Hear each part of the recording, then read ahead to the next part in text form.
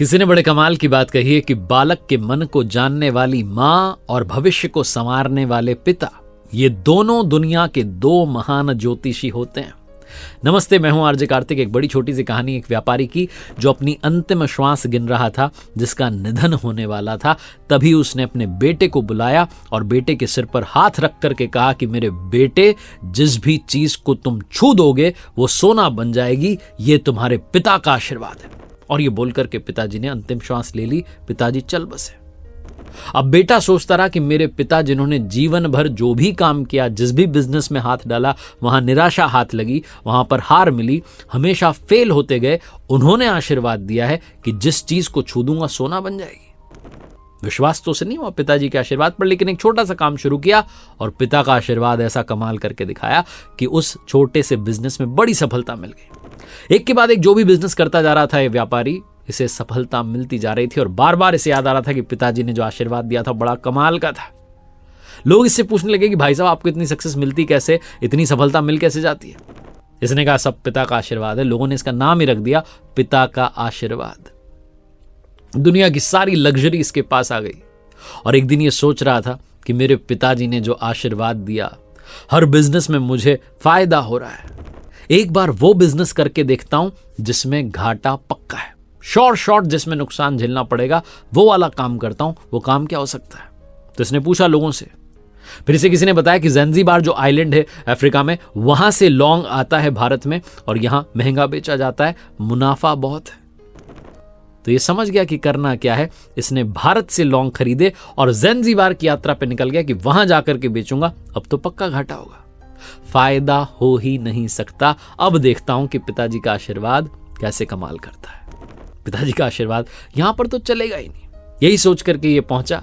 जहाज से जब उतरा समुद्र किनारे, तो समुद्र के किनारे जो सैंड बीचेस होते हैं, रेत होती है, वहां पर ज़ैंज़िबार का जो सुल्तान था वो अपने सैनिकों के साथ टहल रहा था। टहल क्या रहा था? इधर उधर घूम रहा था, ढूंढ रहा था कुछ। और सैनिकों के पास में बड़ी बड़ी छलनियां थी। इसने देखा कि सुल्तान है। इसने जाकर के बात की कि सुल्तान, आप ये क्या ढूंढ रहे हैं? छलनियां लेकर के सिपाही क्या कर रहे हैं? उसने कहा आपका परिचय? तो उसने बताया मैं तो व्यापारी हूं। सुल्तान ने कहा अरे क्या बताऊं, मेरी जो अंगूठी है वो गिर गई है। तो इस व्यापारी ने कहा कि आपके पास तो बहुत अंगूठियां होंगी, ऐसा क्या खास है उसमें? सुल्तान ने कहा वो एक फकीर ने दी थी और कहा था कि सुल्तान, ये अंगूठी जब तक रहेगी तब तक तुम्हारी सल्तनत सलामत रहेगी। वो अंगूठी ढूंढना बड़ा जरूरी है। तुम बताओ तुम यहां कैसे आए? तो इस व्यापारी ने कहा कि मैं तो अपने पिता के आशीर्वाद को पता लगाने आया हूं कि पिताजी का आशीर्वाद सच में काम करता है कि नहीं। क्योंकि अब तक जो करता है, मेरे पिताजी ने मरते मरते कहा था कि बेटा मेरा आशीर्वाद तेरे साथ है, सब में तुझे सफलता मिलेगी। लेकिन यहां मैं आया हूं लौंग बेचने के लिए, भारत से लौंग लाके यहां बेच रहा हूं। सुल्तान हंसने लगा कि ये क्या बात हुई, पक्का घाटा होगा? बोले हाँ पक्का घाटा होगा। बोले तुम्हारे पिताजी ने कहा क्या था?